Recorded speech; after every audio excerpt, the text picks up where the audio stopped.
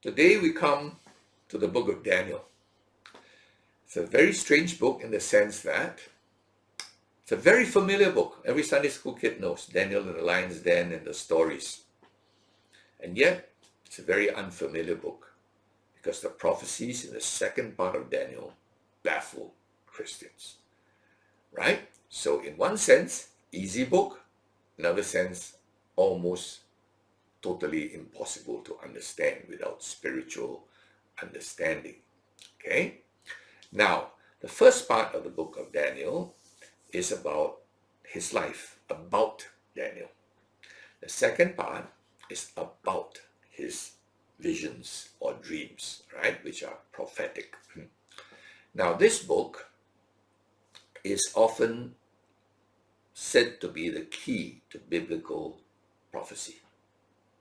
You know some of the principles, it will help you understand prophecy. Now, this book is written in two languages. Only two books in the Bible are written in two languages, Ezra and Daniel. The two languages are Aramaic and Hebrew. Right? In these two books, there are two languages. What is Aramaic? Aramaic is the common language of that region, that whole area. Can we say the global language in those days in that part of the world? Aramaic is a cousin, linguistically speaking, with Hebrew, right? But it's a different language. And so, in the first part, chapter 1 of this book of Daniel, written in Hebrew, and then chapter 8 to 12, the last part, the visions part, the hard to understand part, Hebrew again. The easy part, the stories, chapter 2 to chapter 7, written in Aramaic. What's the purpose? I don't know. Maybe the Aramaic part, let the public read it. The people in those days wanted to read what Daniel wrote, and the Aramaic part they would understand because there was no translated Bible. So they saw the Aramaic part. Oh, it's very interesting. Daniel's life, amazing, right? But the prophecy part is in Hebrew, and so the non-Hebrews could not read it, which is good because, I mean, honestly, you couldn't understand it if you were not a child of God, and you could care less anyway, right? So please don't ask a non-believer to read the prophecy part of Daniel. You just totally confuse him. Now, before we go into the nit and grit and confuse ourselves, let's see the big theme of the book of Daniel. The big theme is kingdoms. God allows kingdoms to rise and to fall.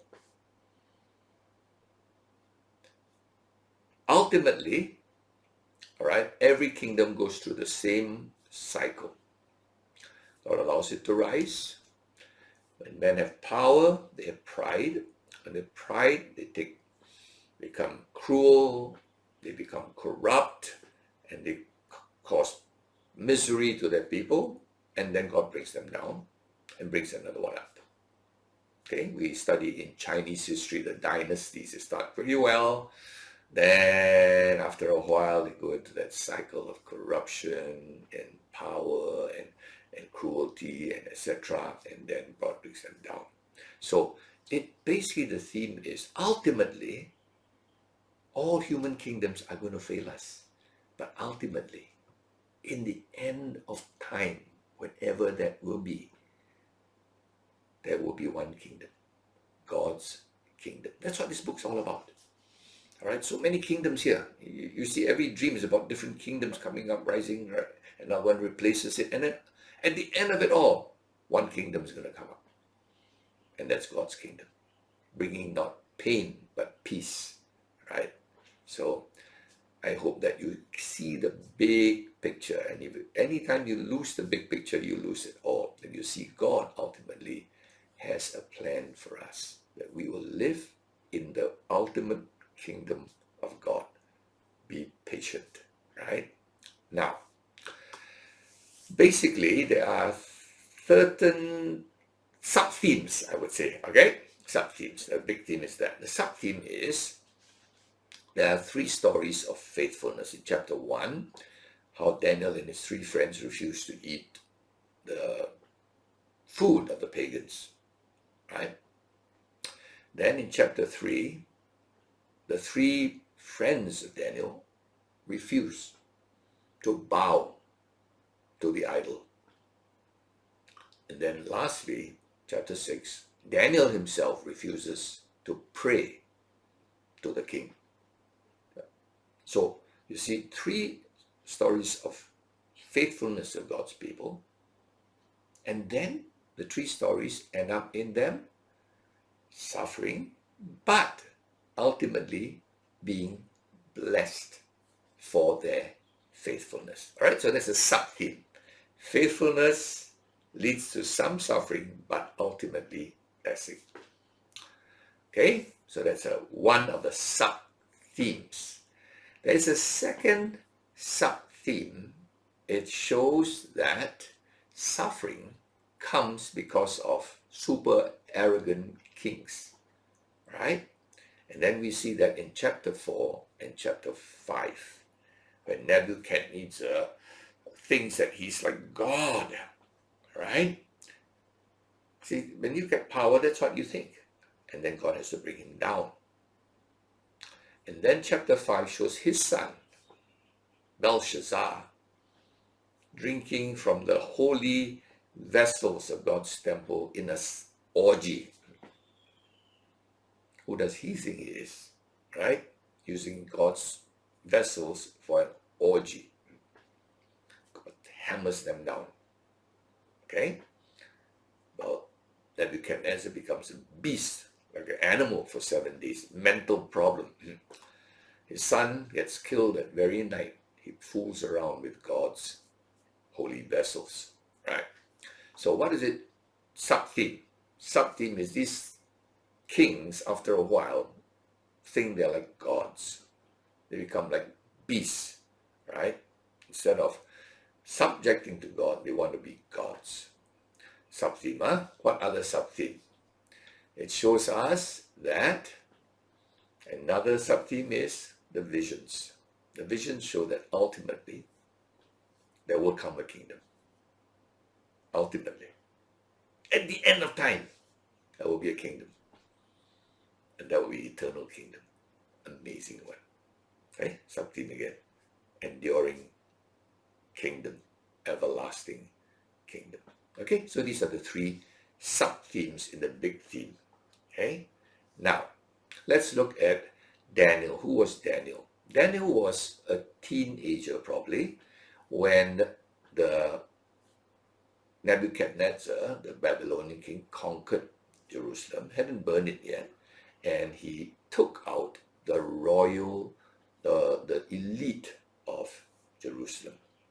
And Daniel, being of the royal line, all the princes, there are many, kings had a lot of wives and a lot of princes, and the princes were taken out, right, to Babylon. And Daniel, all right, was in Babylon, and God blessed him, and he served under 4 kings. That's amazing. 2 Babylonian kings, Nebuchadnezzar and Belshazzar, and 2 Medo-Persian kings. So we just say Persian, all right? Medo-Persian kings, right? Darius and Cyrus. So he served under 4 kings, 2 different, shall we say, empires. Okay? Quite unusual, very, very rare. And he was not serving, he was a super civil servant. He was like PM level, Prime Minister level. Okay, so that was Daniel. Now let's look at chapter 1. In chapter 1, it tells us that the Babylonian king brought out these hostages, this royal line, and one of the purposes of the Babylonian king was to train an elite civil service because he had to rule an empire. So he wanted the best brains, very much like Singapore. We have scholarships to get all the best and brightest to Singapore, because we don't capture them or kidnap them. We entice them with scholarships. Right? In those days, they use a different source of getting what we call good brains, good manpower. So they get the best and brightest from different places, hostages, and then they are brought into the king's court and they are selected like interview, like a scholarship interview. And then Daniel and his three friends, okay, all royal line, royalty, or probably teenagers. That's the best time to indoctrinate. And like in Singapore, we give scholarships to teenagers, usually in secondary school, so their brain becomes Singaporean. And one day, hopefully, they stay in Singapore and increase or give us a better genetic pool of bright people, right? So same thing, same old, any wise ruler would do that. Okay, and one of the first things they did to Daniel and his friends was to change their names. Okay, you'll find the name Daniel, it ends with L, that's God. Mishael, another guy there, all right, L. And two of them ended with Yah, right? Hananiah, right? Azariah, right? That is Yahovah, okay, Jehovah. So basically, they changed their names from the names of their gods to the name of Babylonian gods. So they had new names. Daniel became Belteshazzar, which is the name of a Babylonian god. And all the others, also Shadrach, Meshach, and Abednego, are all names of Babylonian gods. So the idea was to give them a new identity. Their loyalty now is to Babylon. Now, they never protested that. What's in the name anyway? You can call me anything you like. That's your choice, right? But when they were put into the college, all right, or this elite school to be trained, one of their things was their diet. They wanted them to look impressive, big and strong guys, so they would get lots of meat and the best, finest food. But being Jews, they couldn't eat food that was not kosher, was not killed according to Jewish law. The blood had to be shed and animals had to be killed in a certain way, and only certain animals could not be eaten too. But when they were offered the food, they said, no, we cannot eat this food. See, with the names, they didn't bother, but the food, they said, no, we can't eat this food. So they negotiated with the chief, the one in charge of their training, all right, maybe we call him the dorm supervisor, and they said, can we eat our own food? We can't eat the meat because it's not killed according to our laws. And can we just eat veg? At least that's safe, right? So they wanted to eat beans. And so the dorm supervisor is a bit nervous. He said, now, if I allow you to do that, you look skinny and scrawny. Now, how are you going to stand before the king? I'm in deep trouble. All right? Not only must you be trained mentally, culturally, but look good, right? But they negotiated and said, give us 10 days. Well, that's a very short time. I mean, that's almost like a miracle. And 10 days, you decide whether we look better than the other guys. I mean, how do you change your looks in 10 days? Ask any guy that goes to the gym and that's not possible, right?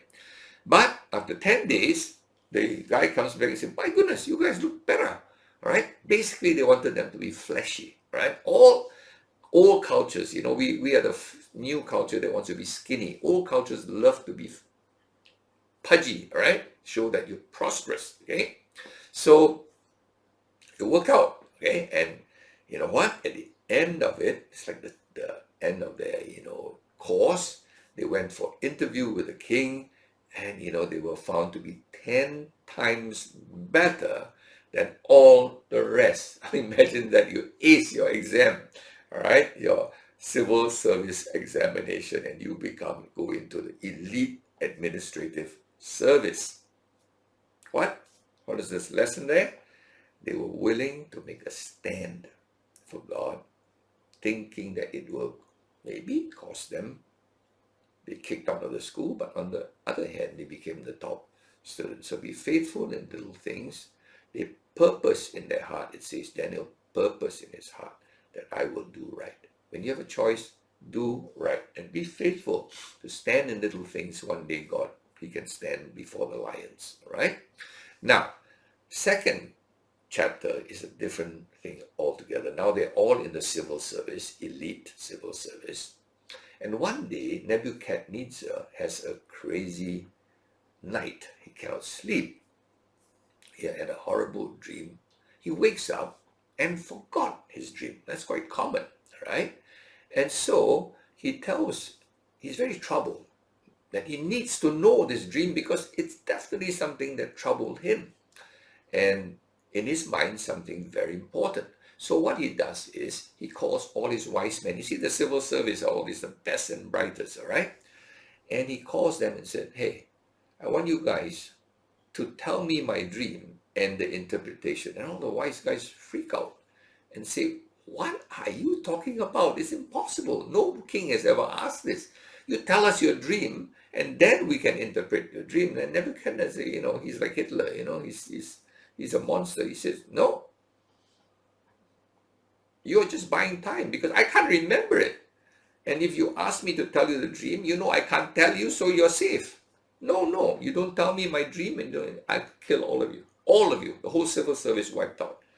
Wow, okay.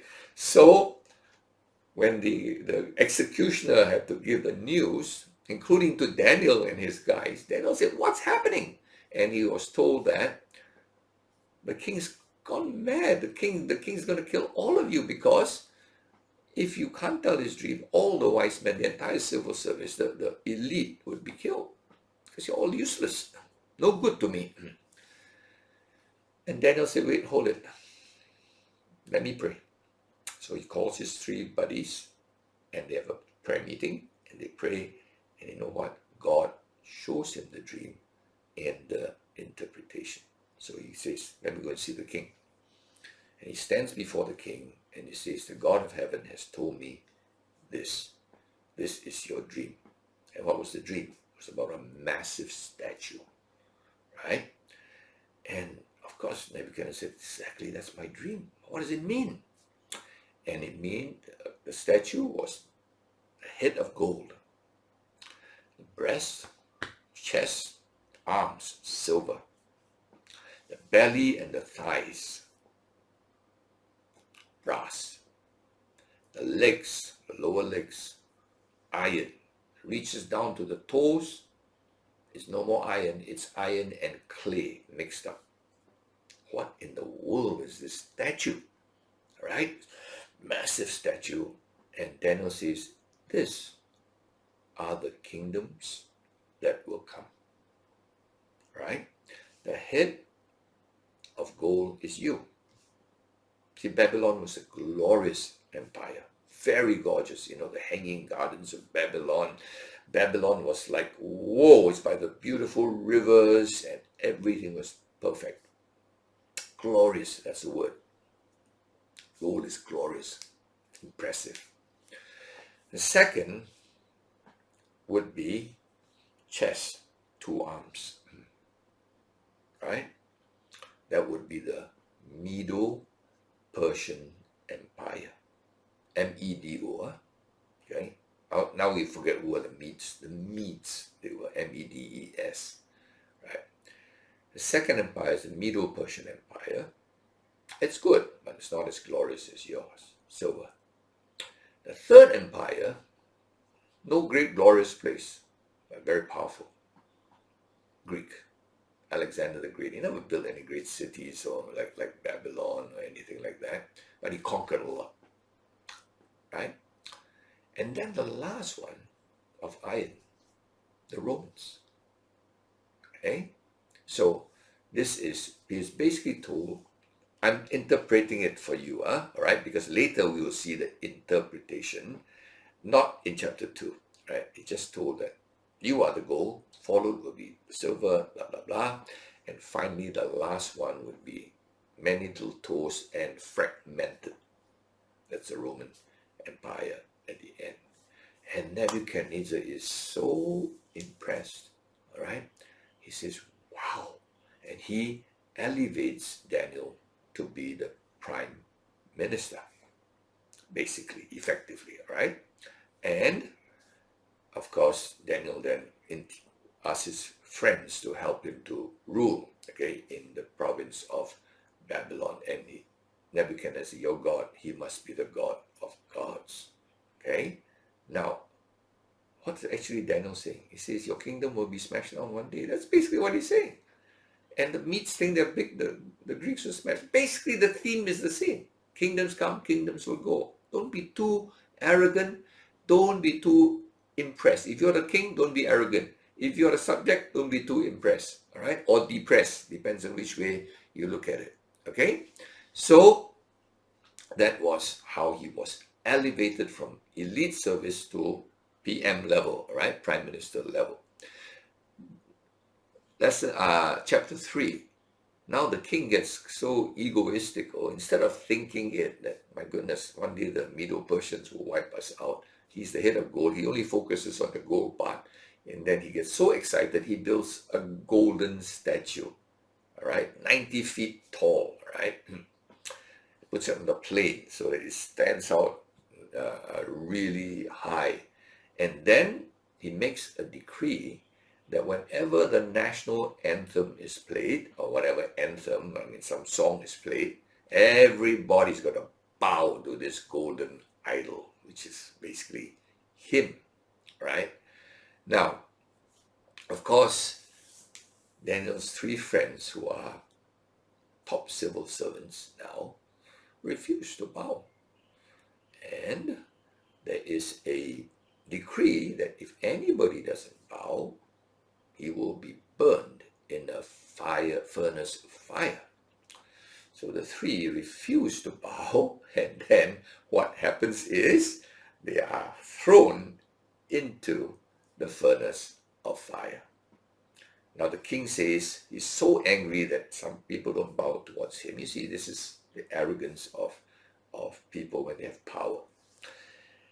I don't even know what's so good about people bowing to you, but it's something weird that happens to people when they have power. They want everybody to serve them. And so he throws this, he takes, make the fire 7 times hotter. This is stupid. I mean, you want to torture someone, make the fire slow, right? 7 times you kill him straight away. There's no torture. It shows idiots become kings, right? And so he throws them in the fire, but he realizes they're not dead. In fact, he somehow peeps through the door of the furnace, and he sees they're walking around, and there's not 3 of them, there's 4 of them walking in the fire. It's ridiculous. And one of them, he says, looks like the Son of God. So it must be some angelic being. Some says maybe the pre-incarnate Christ. And then he calls them out, and they come out, they don't even smell of smoke. Not you guys smoke cigarette, you can smell smoke. In the furnace, they don't smell smoke. And he comes out and says, my goodness, your God must be the God. Idiot. You already said Daniel's God is the God of gods. You idiot. Don't you know that these guys worship the same God? All right? What's wrong with you? Are you thick in your head? He was, obviously. All right? When you're proud, you get thick. You get stupid. All right? And so he acknowledges that, oh my goodness, these guys, gods, are the real gods. At least for a while he acknowledges that. Okay? Then in chapter 4, Nebuchadnezzar has a dream one night. This time he remembers the dream, okay? The dream is about a huge tree that reaches up to the heavens, and under that tree are all the birds and the animals take their shade and get their food from this massive, massive tree, right? And then suddenly there is a voice that smashes down the tree, okay? And what is this? Okay? And the tree is smashed down and left a stump. And the stump. And then the voice says, you will be a beast for 7 years. Right? Now, he's troubled. He doesn't know what all this is. So he calls all his wise men again, and they cannot come up with an interpretation. Finally, Daniel pops up and interprets the dream for him. Of course, Daniel is very embarrassed to tell him, hey, king, this big tree is you. God bless you. All the kingdoms, empires are under you. And you have the rule over them. They need you. They're under you. But one day, God is going to make you nothing, just a stump. What do you mean by that? You will be a beast for 7 years. You will be like an animal, behave like an animal for 7 years. But strangely enough, your kingdom will not be gone. It'll still be there. And after 7 years, when you get back your mind, the kingdom will still be there. The stump is still there, and the tree can still grow. Oh, okay.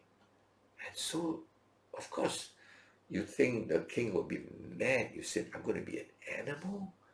But the king is so impressed that he actually praises Daniel, right? And says, wow, you're amazing, all right, that you can interpret this dream.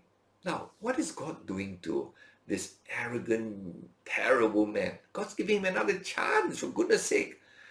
All right, first time he realizes Daniel's God's the real God. Then the three men's God's the real God. And now he is not God. He's just a mere man who can be reduced to a beast like that. And one stroke from God, the God that he acknowledged earlier.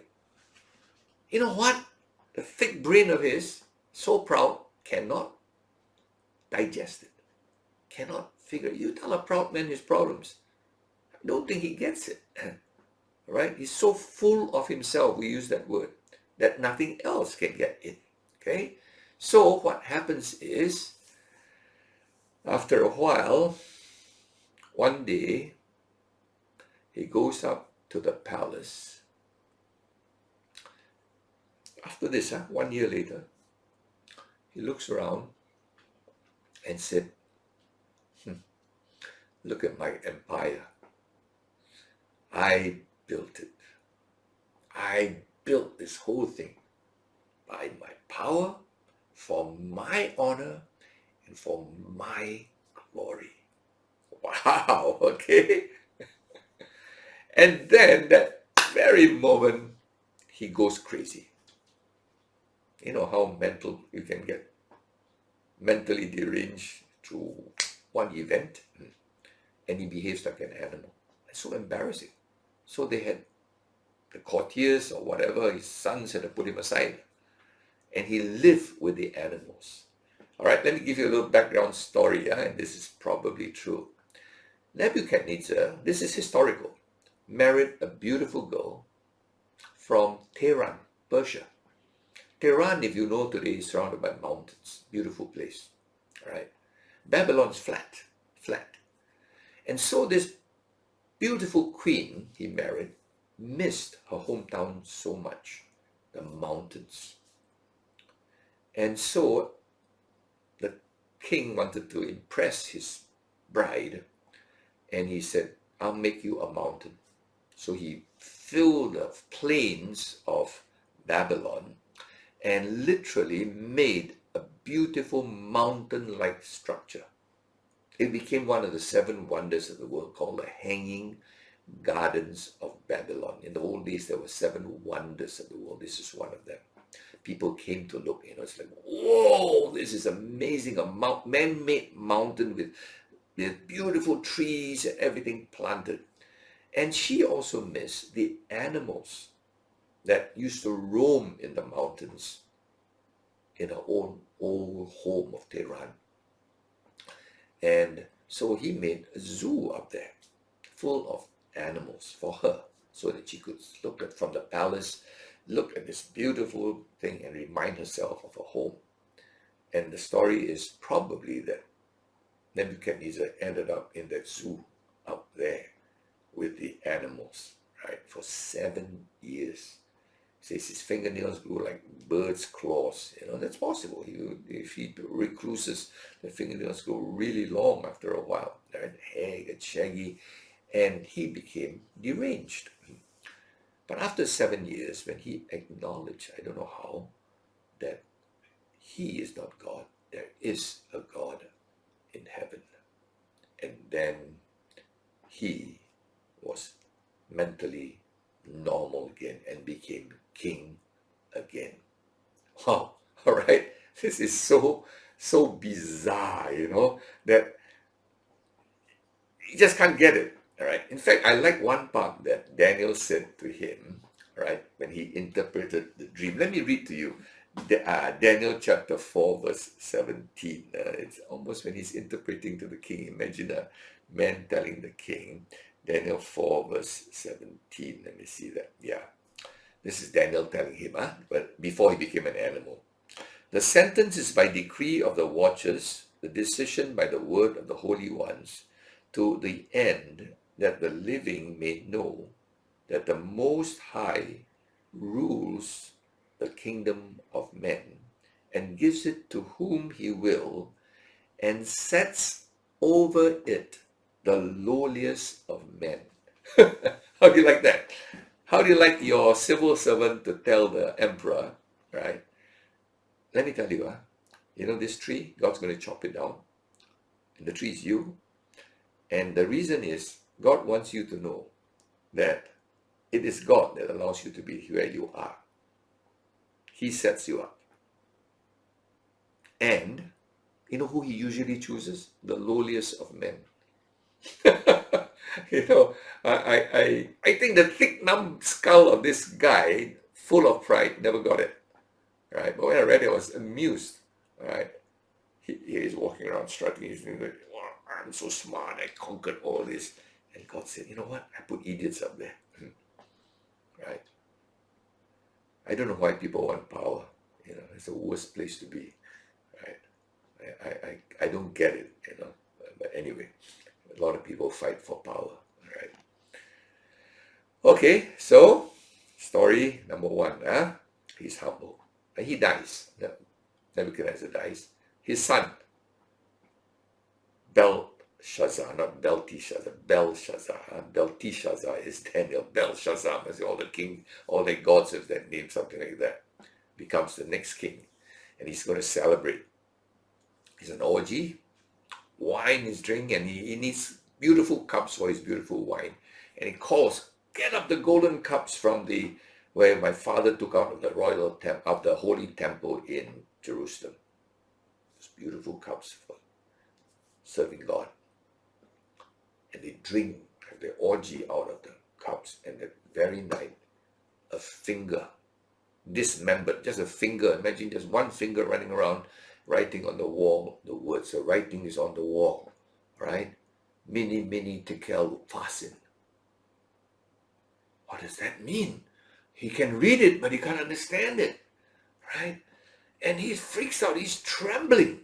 And all the people, can you imagine a dismembered finger right before your eyes? One little finger, maybe index finger, writing on the wall. My goodness, anybody's hair would stand on ends. I would tremble too. And he calls for all the wise men. And finally they call for Daniel. Daniel says, you know what that means? You have been measured, assessed by God, and weighed in the balance and found unworthy to be king. And so your kingdom will be taken away. I'm paraphrasing. And you know what? That very night, I'm sure after that they stopped drinking, because even if they were, high, they will be low after that, seeing that dismembered finger. And that very night, Darius, the Medo-Persian conqueror, came into the fortress of Babylon, almost unconquerable, took over that very night, killed Belshazzar, and that was the end of the Babylonian Empire. Wow, just like that. Okay? Really, God puts you and God takes you down. Okay? And that was chapter 5. Okay. Now, Darius likes Daniel. So Darius made Daniel the chief of his ministers, prime minister. Okay. And of course, the others are very jealous. I mean, he used to serve the Babylonians. Now the Persians come in and they still choose this guy. Doesn't make sense. He's an old man at this time, probably in his 80s. And of course, the younger guys don't like that. This guy is we will never get our promotion, right? There's no retirement age. You know what? Civil service always a retirement age, so the young Turks get their chance, right? So they have to fix this guy so they can get promoted. So they plan to tell the new king, right, that, let's test the loyalty of all our people. Make a decree that nobody is to seek the help of any other authority, God, power, whatever, except you. In other words, prove their loyalty is to you, not some other outside power. They knew that's the only way they could fix Daniel because he's incorruptible. So the best way to fix him, very simple. They knew he would pray because he was a public prayer. Every day, 3 times a day, he would go up to his room, windows wide open, pray towards Jerusalem. Public. He never denied his faith and his God. And when the decree was made, he did it again. Stood towards Jerusalem and prayed to his God. And they reported him. And the king tried to get out of this, because the decree was, if anyone within the 30 days sought help from any other, he should be thrown into a lion's den. Obviously, the Medo-Persian way of killing was different from the normal furnace den of hungry lions. And so he wants to pull out, make an excuse for Daniel, because he liked Daniel, he trusted Daniel, but he can't. He made the decree. And so they throw him into the lion's den. And the king that night was so troubled, couldn't sleep. Wakes up early in the morning, rushes to the lion's den, and somehow he senses the God of Daniel was saying, "Daniel, are you there?" And Daniel said, "Yeah, I'm here. I'm fine." Wow. And they open the door, and Daniel comes out. Totally protected. Some people say the lions were well fed, that's why they didn't eat him. I like the story, you see. The chapter 6 doesn't let the story end there. The king now was so angry with those who plotted to fix Daniel that he got all of them arrested, including their families, and threw them into the lion's den. And the story says the lions had a good meal that day with those guys. So obviously they were hungry, right? But God protected Daniel. Okay, now, many people, Sunday school stories show Daniel was a strapping man standing in the lion's den. That's a misrepresentation. Daniel was like 80 years old at this time. He had served Nebuchadnezzar, Belshazzar, he's not a young guy, right? You count the years, he's not young. Anyway, that is the story of the easy part of the book of Daniel. All right, we'll take a break here because the prophecy part is going to be a lot different. The mood is going to be very different. But what have we learned thus far? All right, the theme. God tells Nebuchadnezzar, kings, empires will come and go. Don't be egoistical. Be humble. But he can't. He can't. All right? Belshazzar can't. All right? They feel proud. And basically, don't worry. Relax. We live under terrible kingdoms now. But in 70 years, you live under a bad king. It's okay. Relax. One day, the God who can pull down Nebuchadnezzar, Belshazzar, one day that God will come, set up an eternal kingdom. You live forever there, right? Okay, so that is basically the theme of the book of Daniel. Not so much, oh, how many years. Later we see prophecy, people will argue about how many days and all that. I don't think, all right, because if good men keep differing, then maybe it's wise that we learn the principles of the book of the Bible, the big picture, right? Let's take a break now before we go on to the prophetic part. We now come to the second part of Daniel, the prophetic part of Daniel, from chapter 7 onwards. Before we enter this, let me just say a few things about prophecy. Now, when the Old Testament prophets spoke of the kingdom coming, they did not realize that the king would come twice. None of the Old Testament prophets grasped that. They knew the king would come. You and I know today, all Christians should know the king comes twice. Jesus came first time 2,000 years ago as a suffering king. And he will come again as a conquering king. We don't know when. But the gap between the first and the second is 2,000 years at least. Because we live in this valley, this big valley of 2,000 years since his first coming. So we have this grasp, we have this understanding. The king comes twice. So there are two kingdoms, right? They didn't. So when they say the kingdom comes, you're not sure which one they are referring to, because they also don't know which one they're referring to. They just see a kingdom coming, right? And they don't realize that's twice. Okay? Now today I live in a kingdom, a divine kingdom. I'm a citizen of heaven. I have a king, his name is Christ. But I also live in an earthly kingdom. I live in Singapore. And I'm a citizen of Singapore, proudly so.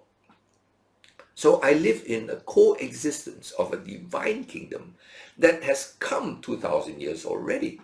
But this divine kingdom has coexisted with earthly kingdoms. Now, did the prophets know that? The answer is no. They thought when the kingdom comes, all the earthly kingdoms are gone. They didn't realize there will be a long period of coexistence. How long? I don't know. All right. Many scholars would say, oh, Daniel says so many years, and they all disagree. All right. So I hope you get this clear, because this is very important. Right. Now let's go to chapter 7. Now Daniel has a problem. Before, the king had two dreams and he was troubled. And Daniel can interpret his dreams. Now Daniel has a dream and he can't even interpret his own dream. Because the point is, God doesn't give him. Daniel has no ability to interpret dreams. It's God that gives him the ability. But now that he has a dream, he's troubled. And in his dream, he sees 4 beasts coming out of the sea. A lion with wings, a monstrous looking bear, a leopard with angel's wings, and then finally a monster he can hardly describe. So frightening. But this monster has lots of horns and one very special horn. All right? Now, honestly, you have so many interpretations who the lion is, who the bear is, who the leopard is. I don't know, and I don't care. All right? But I want concern about the 4th beast, this monstrous beast, which has horns. Why am I concerned? Because one of these horns, of his many horns, does something that concerns us, right? This one in Daniel 7 verse 25, or maybe verse 24, let me read it. As for Daniel 7:24, as for the 10 horns, out of this kingdom 10 kings shall arise. So the fourth kingdom, this monster king beast that comes out, 10 kings shall arise, and another shall arise after them. He shall be different from the former ones, and he shall put down 3 kings. Well, it's a very confusing. What it means, I don't even know.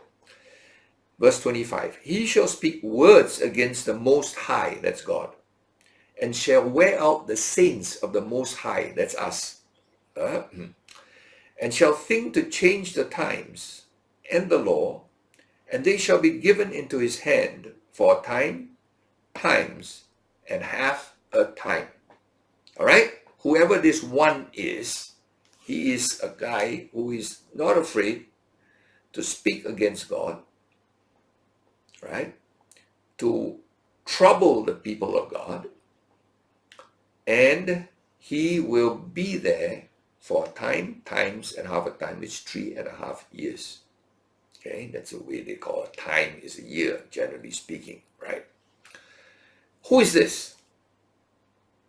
Some say he's come before. There was a horrible guy who came out of the Roman Empire. His name is Antiochus Epiphanes. He was a Syrian general, right? Later I'll explain how he came about. And, right, he would be the one that will desecrate the temple. He's done it. That's this guy, Antiochus Epiphanes. He put a pig on the altar. He put prostitutes in every temple room. He put a statue of Zeus in the court, right? And he slaughtered 40,000 faithful Jews. This happened about 100 over BC, right? And he sold to slavery 40,000 other faithful Jews, like an antichrist. Is he the end? Is this talking about the next antichrist or the one that came, or is it both? I don't know. Many people say he was a foreshadowing of the antichrist. This guy I just read about speaks against God, changed the times. All right, he makes the laws. All right, so that was Daniel's dream. He was so troubled. Who's the lion? Who's the bear? Who's the leopard? No, people have different interpretations. All right, so Daniel's so troubled. And then Daniel has a second vision. This time is much easier to explain because God explains it. All right, in chapter 8, you read, Daniel sees now two. He's sitting there and sees by the river a ram with 2 horns. All right, remember I said Medo-Persian Empire. Medes first, then Persians. The Persians were more powerful. Second horn. Interpreted in chapter 8 when you read it. So it's interpreted. The ram is the Medo-Persian Empire. Then as he watched this ram, suddenly he saw a goat charging at top speed. Amazing speed. His feet were not as if on the ground, as if he was flying. And he slammed the ram, and the ram was helpless. Slammed down. And this goat went on in great power. And then while he was in his peak of power, he was over, kaput, gone. And 4 other little horns popped out. This goat had 1 horn, right? And that horn was snapped off, and 4 horns, tinier ones, smaller ones, came up in its place. And it's interpreted.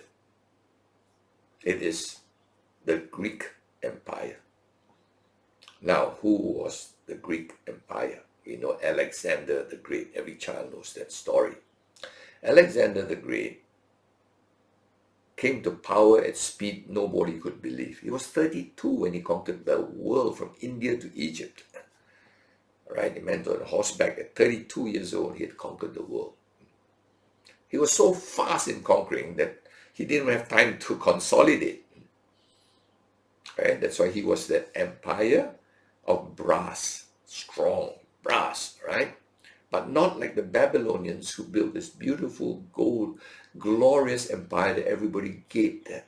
Gold, right? The Medo-Persian was the silver, and the Greeks were the belly and the thigh, strength. And he conquered at top speed. 32 years old, he died.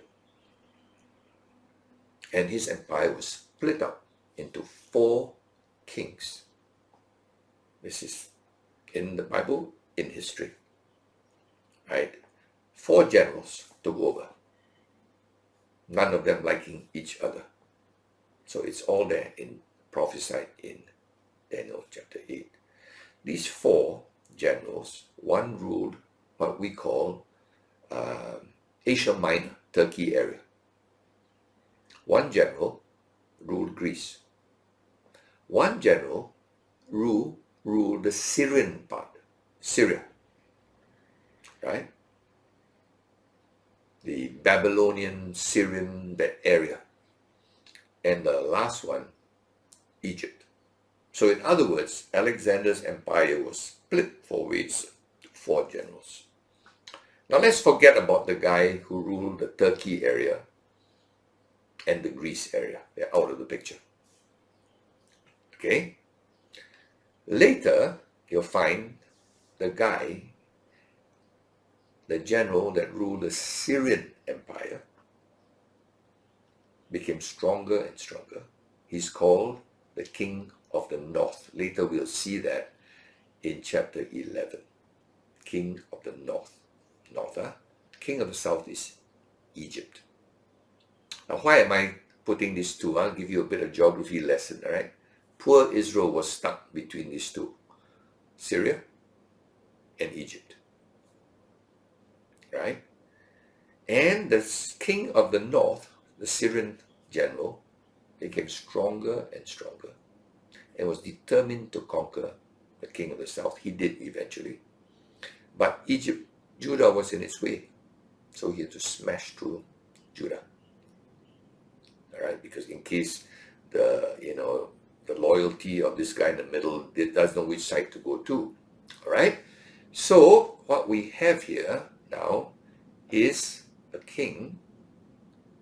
One of the generals became kings, and then one of those kings, the little horn, became the monster horn that we read of, that he will declare himself to be God.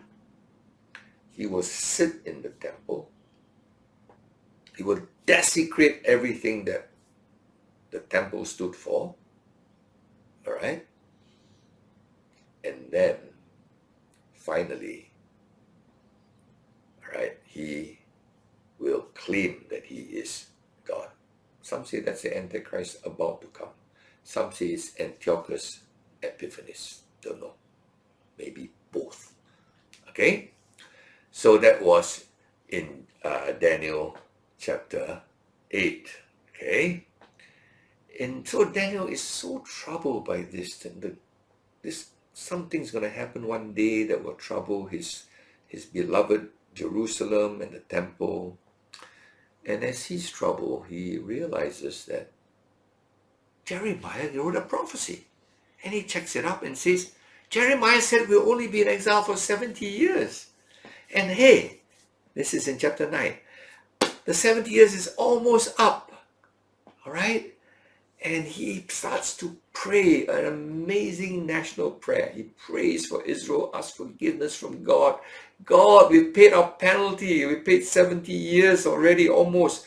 Time to go home, God, to be freed, and our people can go back, right, from the exile. And then the angel Gabriel comes and tells him some bad news.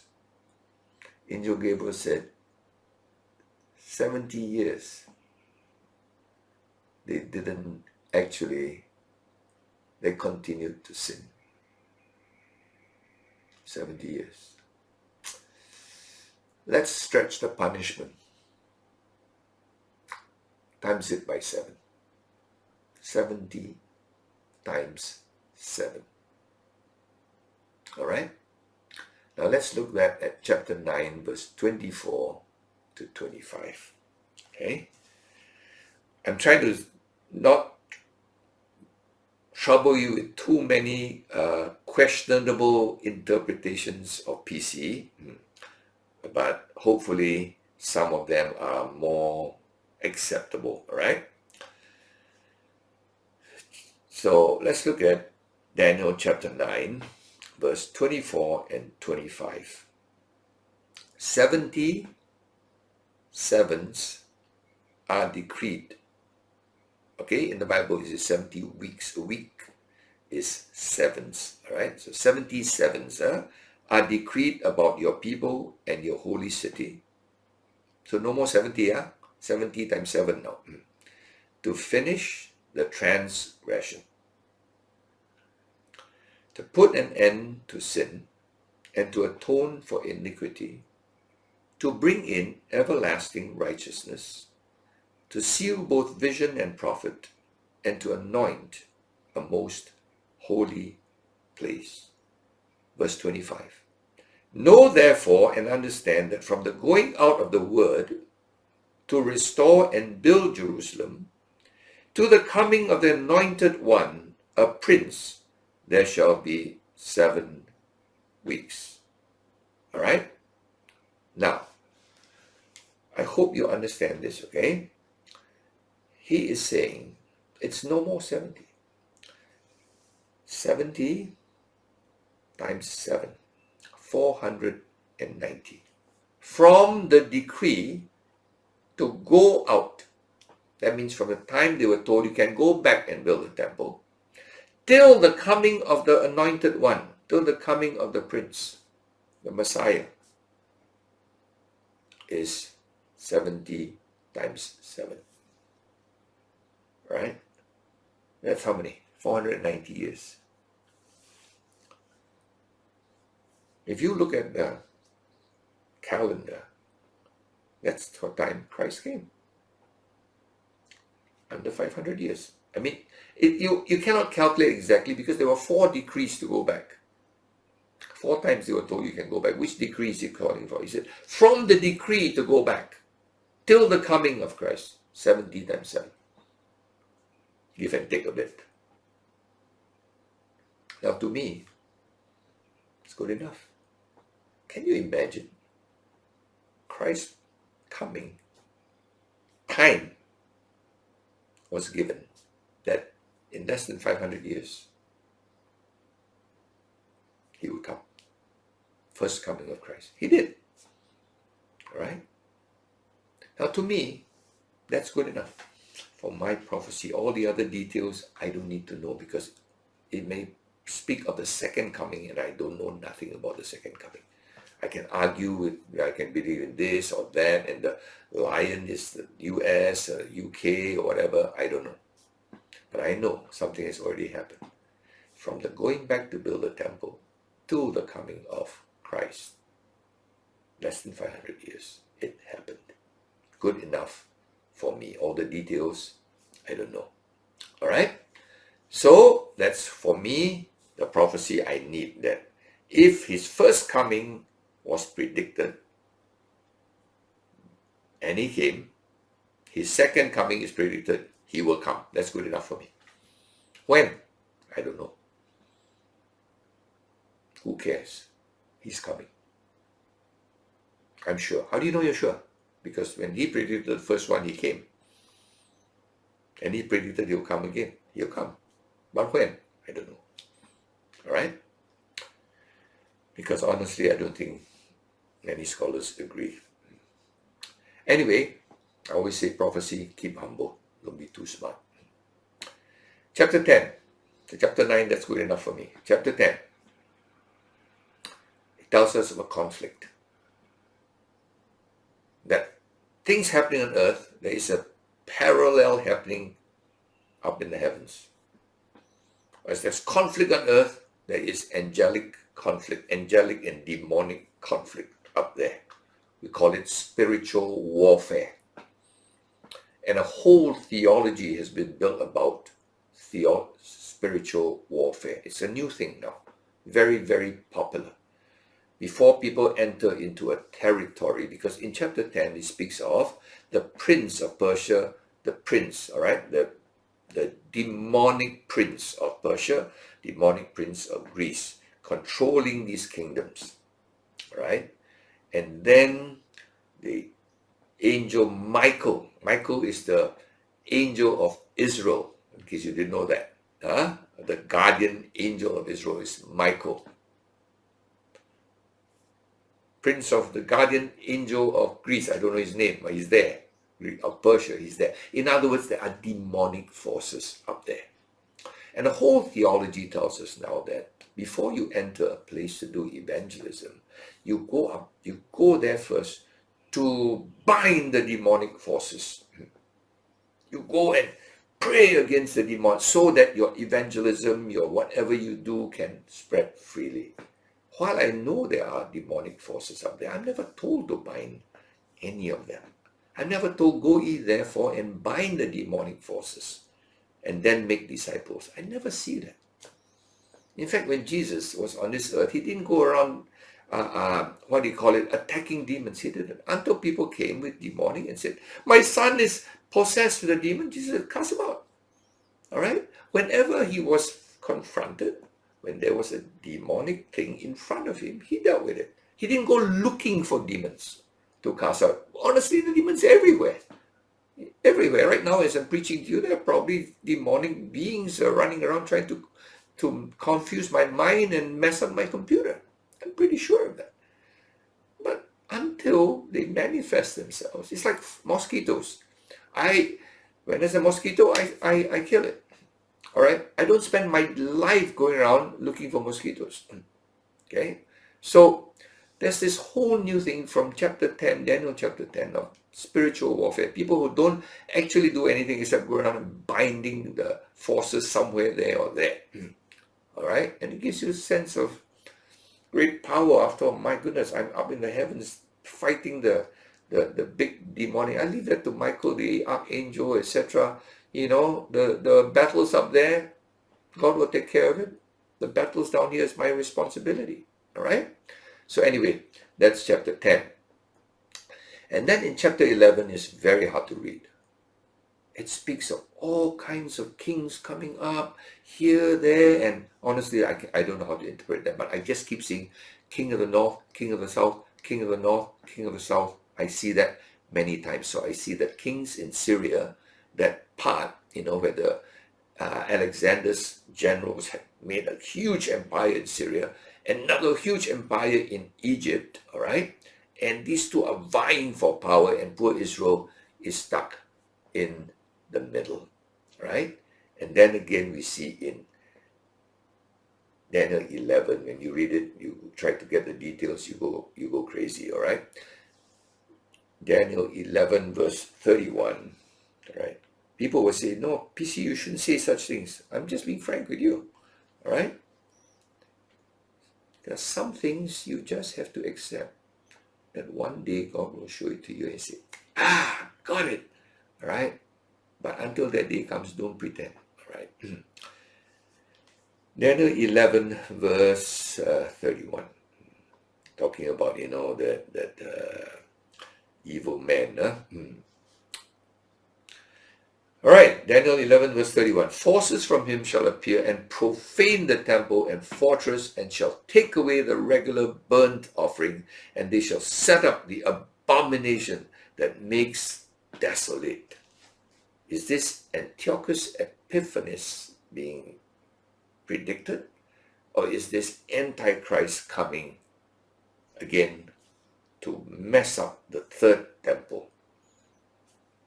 I don't know. Is this Antiochus Epiphanes messing up the second temple? Or the Antichrist going to mess up the next temple that will one day maybe be built in Jerusalem? Right? I don't know. Maybe both. Right? Just I know that before the coming of Christ, there was a terrible guy, Antiochus Epiphanes. Before the coming of the second Christ's second coming, there'll be another one called not Antiochus, Antichrist. Fairly similar name, right? Anyway, finally we come to Daniel chapter 12, and I'm going to show you some verses, probably never even struck you when you read it, but it's very critical, all right? In Daniel 12, verse 2, and many of those who sleep in the dust of the earth shall awake, some to everlasting life, and some to shame and everlasting contempt. Now you and I will say, that's resurrection. What's the big deal? What's the big deal? Why are you telling us about this? I'm telling you about this because Jews didn't understand this. It's a revelation to them. They knew when they died, they went to this dark place, Sheol, and they don't know what happens after that. You know, when Song of Solomon and people are talking about, you know, the good, the bad, they all go to the same place. You know, if you're a good man, you do your best. You're the bad man, you all go to the same place. As far as the Jews were concerned, that's their understanding. They went to this place and not quite sure what's going to happen next. But here it says, let's read it again, huh? Those who sleep in the dust of the earth shall awake, some to everlasting life, and some to shame and everlasting contempt. You're going to get up from the dust. Resurrection. Right? And then we look at the last part of, the last verse of the Daniel chapter, verse 13, not the last verse, verse 13. Yes, it is the last verse, sorry. But go your way till the end. Last verse of the whole entire book. Daniel, just go your way. You shall rest. And shall stand in your allotted place at the end of the days. He's telling Daniel, don't be troubled by all these things. Kingdoms come, kingdoms go. You will go to the dust. One day you rise, you stand in your place. You will find your allotted place in that kingdom that I told you about. You know, the rock would come, smash the whole, this idol of Nebuchadnezzar, smash it down, and then eternal kingdom will be built. Wow. That was the dream. Nebuchadnezzar saw this golden thing, and one day a rock carved from a mountain without hands smashes all the kingdoms, Babylonian, Medo-Persian, Greek, Roman, all smashed, a new kingdom will come up. Everlasting kingdom. And you know what, Daniel? You will stand there. Wow.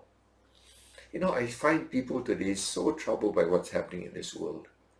They really are troubled by politics.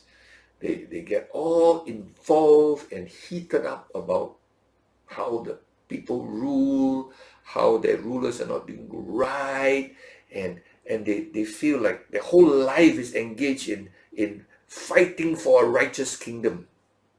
You know, I think Daniel was very troubled. He had served 4 kings. They were all terrible guys.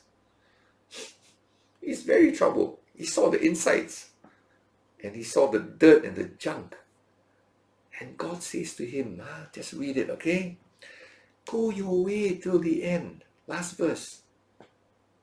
And you shall rest, and shall stand in your allotted place at the end of the days. You know what the end of days are, Daniel? I told you. The rock will come and smash every kingdom. That the beast that came out of the field, the lion, the bear, all look so fierce to you. You know what? One day, it's gone, Daniel. And you will take your allotted place in God's eternal kingdom. That's the book of Daniel. People worry about when, how he will come, all pre-trip, post-trip, all kinds of stuff. You know, he tells Daniel, relax. You'll be there. To you Christians who are so troubled by the world around you, you will be troubled. In this life you shall have struggles. In the sweat of your brow you will eat your bread. This is life on earth. There will be joy in your heart, peace in your heart, especially if you know where you will go for eternity. What's the book of Daniel put here for? It's about kingdoms. It's not about you trying to be the next soothsayer and predicting exactly where the US will fit in, where England will fit in, where China will fit in into Daniel's prophecy. Waste your time. Worse still, Christian, waste your time trying to make righteous kingdoms on earth. Waste your time. Why didn't you just help people to find their allotted place in God's kingdom? Have peace on earth, because whatever happens now, I have a place allotted for me and I will stand there. Get it? I'm a citizen of the eternal kingdom. Is this how you read Daniel? Is this why Daniel is placed there? Or is it for curiosity so you can argue with somebody about what the Antichrist would look like, how many teeth he would have, or whatever? All right? It is about you just having peace, standing strong in the midst of all the turmoil of this world, still doing God's will as Daniel did, serving as best he could. What else could he do to change a corrupt king, etc.? Even as prime minister, he's trouble. He can't do much. What about you? Just be thankful that you will have a kingdom, and your job is to enroll as many into the citizenship of heaven. Not be troubled by the present or curious about when and how and all that. Know that you will be there. People ask me, are you pre-trip, post-trip, whatever, rapture? I said, you know what? I'll be there. I'll be there. For sure. That's all I need to know. I don't need to be troubled by the rest. I have a passport. I have a kingdom. And I'll be there. Now let me end by Daniel chapter 12 verse 9. For all the curious people, Daniel 12 verse 9. He said, go your way, Daniel, for the words are shut up and sealed until the time of the end. What does that say to you and me? You think you can be so smart? The words are shut up until the end of the time. When you get there, you'll look back and say, wow, all the predictions so perfect. Why didn't I see it? Because they were shut up, man. They were sealed until the end of the time, right? And here we go with all the brilliant scholars wasting their PhDs figuring out all the things they don't need. And our job is not to figure out these things. Our job is to make disciples of all nations. May God bless you with peace in the midst of troubled nations, that you may lead thousands of people into the eternal kingdom of God. That is the book of Daniel. That's why it is a wonderful part of the beautiful book. God bless you.